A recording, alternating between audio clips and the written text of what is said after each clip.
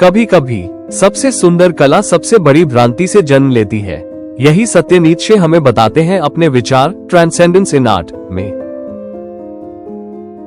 Nietzsche कहते हैं, इतिहास के सबसे महान कलाकारों ने अपने सबसे प्रेरित क्षणों में उन विचारों को स्वर्गिक सौंदर्य में बदल दिया जिन्हें आज हम झूठा मानते हैं।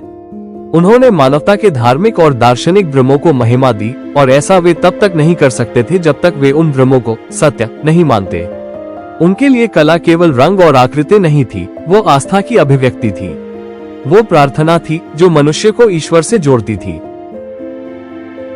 नीत्शे एक गहरा दुख व्यक्त करते हैं, अब वो युग चला गया है जब तक मनुष्य किसी परम सत्य में विश्वास करता था, कला ईश्वर के द्वार तक उड़ान भर सकती थी। लेकिन आज जब वो विश्वास धुंधला पड़ गया है, जब ज्ञान और कल्पना के इंद्रधनुषी रंग फीके हो गए हैं, तो वो स्वर्गिक कला फिर कभी नहीं जन्म ले सकती।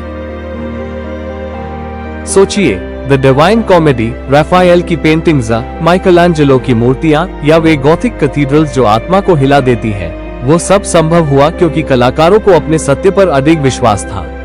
उनकी कला केवल सुंदरता नहीं थी, वो अर्थ थी। वो ब्रह्मांडीय और आध्यात्मिक थी।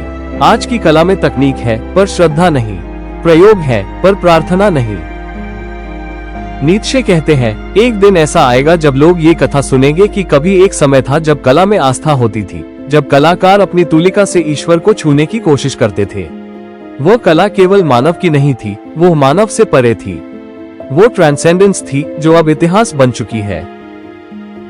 तो सवाल ये है, क्या आज की कला जो सब कुछ जानती है पर किसी चीज पर विश्वास नहीं करती, फिर कभी वैसी आत्मा वाली कला बन पाएगी? या क्या हमें यह मान लेना चाहिए कि जब हमने ईश्वर को खोया तभी हमने कला का स्वर्ग भी खो दिया? कला तब तक जीवित थी जब तक उसमें विश्वास था।